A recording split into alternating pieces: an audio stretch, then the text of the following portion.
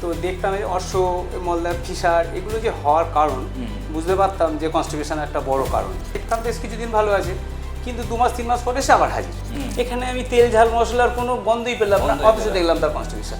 Anatomy physiology এসব পড়ানো হলেও এই খাদ্য সম্বন্ধে খুব একটা ভালো ধারণা ছিল না। মানে প্রপার ফুডটা যদি আমার শরীরে না ঢোকে, আমার শরীর যদি নিউট্রিশন না পায়, আমার ইমিউনিটি পাওয়ার যদি গ্রো আপ না করে, তাহলে আমার এই সমস্ত ভিতরে যে ইনার মেকানিজমগুলো চলছে এগুলো ঠিক হবে কি করে? ঠিক হবে, হয় হেলথ ইন্স্যুরেন্স রাখতে হবে, নয় ডাক্তারবাবু। যে আজকে যত বড়ই ডক্টর হোক না কেন, সে নিজে হাতে ট্রিটমেন্ট করে না তার মায়ের বা তার বাবার।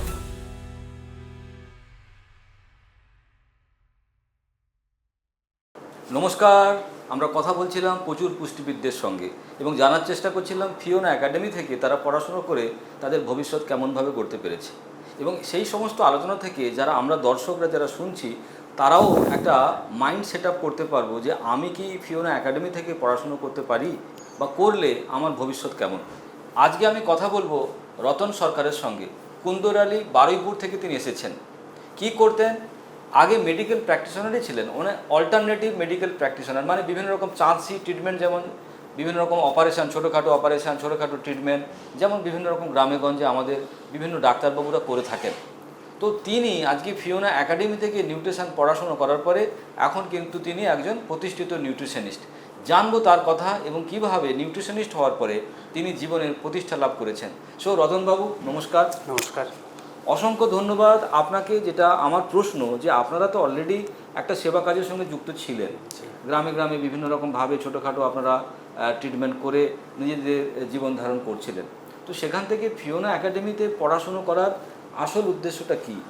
যে মেনলি আমি মলদারের যে চিকিৎসা সম্বন্ধীয় যে ব্যাপারগুলো নিয়ে চিকিৎসা করতাম, তো দেখতাম এই অর্শ, মলদার ফিসার এগুলো যে হওয়ার কারণ বুঝতে পারতাম যে কনস্টিপেশন একটা বড় কারণ, যার জন্য মেডিসিন এটা ওটা দেওয়ার পরেও দেখতাম বেশ কিছুদিন ভালো আছে, কিন্তু 2 মাস 3 মাস পরে সে আবার হাজির। তখন আমার মনেই একটা প্রশ্ন জাগলো যে এই কনস্টিপেশনটা বারবার হচ্ছে কেন। ফুড হ্যাবিটগুলো দেখতাম, কেউ বলতো হয়তো মাছ মাংস খাই না, কেউ বলতো হচ্ছে খাই। তা যারা মাছ মাংস খায় না তাদের ক্ষেত্রে কেন হচ্ছে? একটা ধারণা ছিল আমার যে তেল ঝাল মশলা জাতীয় খাবার খেলে একটা কনস্টিপেশনের সমস্যা হবে, তার জন্য মলদারের সমস্যা হবে। কিন্তু দেখতে পাচ্ছি এটা প্লেন মানুষের এখন ডেলি ডায়েটে কী থাকে, নর্মাল সকালবেলা মুড়ি খেলাম, মুড়ি খেলাম, দুপুরবেলা একটু ভাত ডাল সবজি খেলাম, বড় জোর একটু মাছের ঝোল, সন্ধ্যেবেলা একটু মুড়ি টুড়ি খেলাম, আর রাত্রেবেলার দিকে ওই মাছের ঝোল না হোক অন্তত ডাল ভাত দুটো খেয়ে শুয়ে পড়লাম। এখানে আমি তেল ঝাল মশলার কোনো গন্ধই পেলাম না, অথচ দেখলাম তার কনস্টিপেশন। এটাই। তা সেইটার থেকে আমার মনে একটা প্রশ্ন ছিল যে এই কনস্টিপেশনটার কারণটা কি। তা এটা তারপরেও আমি একটা অল্টারনেটিভ মেডিসিনের ওখানেও 3 বছরের একটা কোর্স করেছিলাম। তা দেখলাম ওখানে অ্যানাটমি ফিজিওলজি এসব পড়ানো হলেও এই খাদ্য সম্বন্ধে খুব একটা ভালো ধারণা ছিল না। মানে আসল ব্যাপারটা এটা কি, এটা শুধু ওখানে নয়, মানে আমাদের এলোপ্যাথি বলুন, হোমিওপ্যাথি বলুন বা আয়ুর্বেদা বলুন, এখনও যে সমস্ত বিভিন্ন অঞ্জলি পুষ্পাঞ্জলি যারা সমস্ত প্রোডাক্ট বিক্রি করে মার্কেটে, তারাও কিন্তু আসল কথাটা জানে না। তারা বলে পাইলস, তারা বলে ফিসার বা ভগন্দর বা আলসার, এইটা বলে তারা শেষ। এটা খেলে আলসার সারবে, এটা খেলে ক্যান্সার সারবে, কিন্তু হয়েছে কেন সেইটা যদি মানুষ না জানে, তাহলে মানুষ তো সেই কানামাছি ভোগ করে আবার ঘুরে বেড়াচ্ছে। একবার অপারেশন করার পরে আবার অপারেশন, চলছে। দর্শক বন্ধুরা, একটা জিনিস বুঝতে পেরেছেন যে আজকে যারা কিনা এরকম প্রফেশনের সঙ্গে যুক্ত, বিভিন্ন গ্রামে গঞ্জে মফস্বলে কিন্তু আমাদের প্রচুর এরকম ডাক্তারবাবুরা আছেন যারা কিন্তু গ্রামের মানুষের ভরসা। তাদের কাছে একটা চ্যালেঞ্জ, তারা অনেকটা এডুকেটেড নয় বলে তারা অনেক কিছু প্রবলেমকে ঠিক করতে পারেন না, একটা ছোট্ট প্রবলেমের মধ্যে সীমাবদ্ধ থাকেন। তারা যদি এই এডুকেশনটা করেন রতনবাবুর মতো, তাহলে কিন্তু তারা আলসার থেকে ক্যান্সার সমস্ত মেডিকেল প্রবলেমের চ্যালেঞ্জকে কিন্তু ঠিক করতে পারবেন।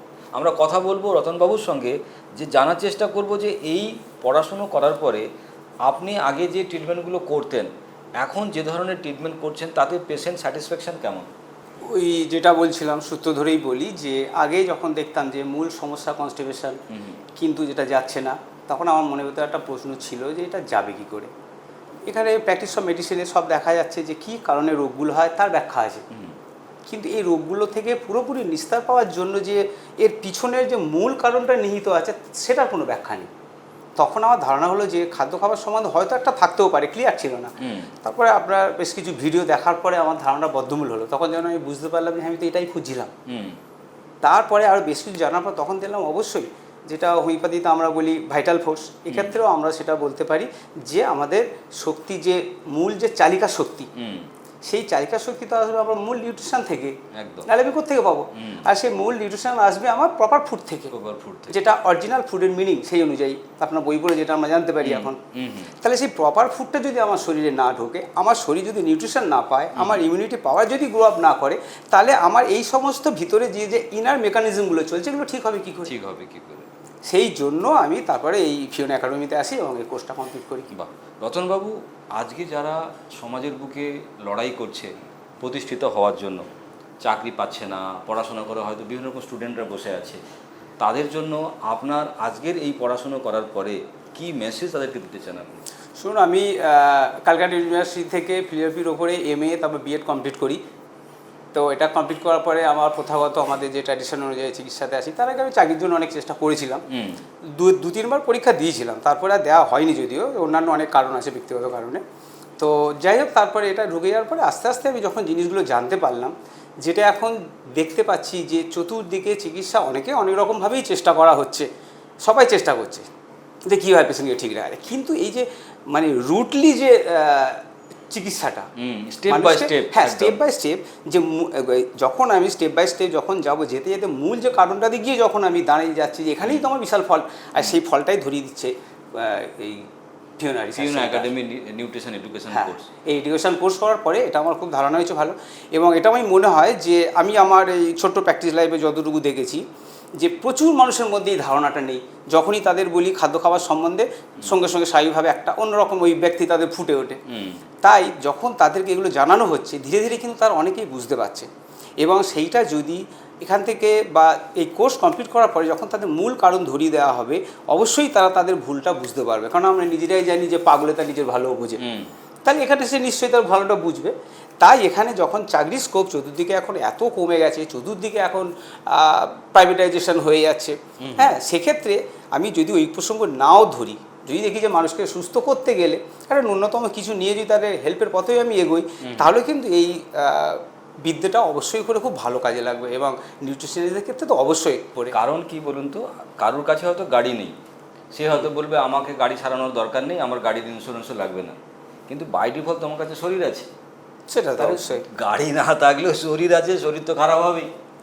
আর শরীর যদি খারাপ হয় তার মানে তার জন্য কিন্তু তোমার বাজেট রাখতে হবে, হয় হেলথ ইন্স্যুরেন্স রাখতে হবে, নয় ডাক্তারবাবু। ছোটোখাটো প্রবলেম ছোটোখাটো খরচা, বড় প্রবলেম বড় খরচা। তাহলে তুমি যদি আজকের দিনে দাঁড়িয়ে এই এডুকেশানটা নাও, তাহলে তোমার ফ্যামিলি অ্যাটলিস্ট আর কোনোদিন অসুস্থ হবে না, এটা তো পাক্কা। অ্যান্ড সেকেন্ড, এই পড়াশোনা যদি তুমি ভালো করে করতে পারো, তাহলে কিন্তু তোমার সমাজে যারা মানুষরা আছেন তাদের যে শারীরবৃত্তীয় প্রবলেম, সেটাও কিন্তু তুমি সারাতে পারবে। তার মানে সমাজে একটা ডিমান্ড অলরেডি তৈরি হয়ে আছে, হাহাকারের মতো, মানুষ সুস্থ হওয়ার জন্য দিল্লি, বম্বে, চেন্নাই ঘুরে বেড়াচ্ছে। সেই জায়গায় তুমি বাড়িতে বসে হয় ডিজিটাল মাধ্যমে, নয় ফিজিক্যাল মাধ্যমে তোমার আরোগ্যম সেন্টার বা চেম্বার তৈরি করে এই জিনিসটা প্র্যাকটিস করে তুমি কিন্তু নিজেকে প্রতিষ্ঠিত করতে পারবে। সো রতনবাবু আজকে আমার অতিথি, আমি আমার ছোট্ট একটা উপহার রতনবাবুর জন্য, দ্য র ফুড লাইফ, আমার লেখা বই।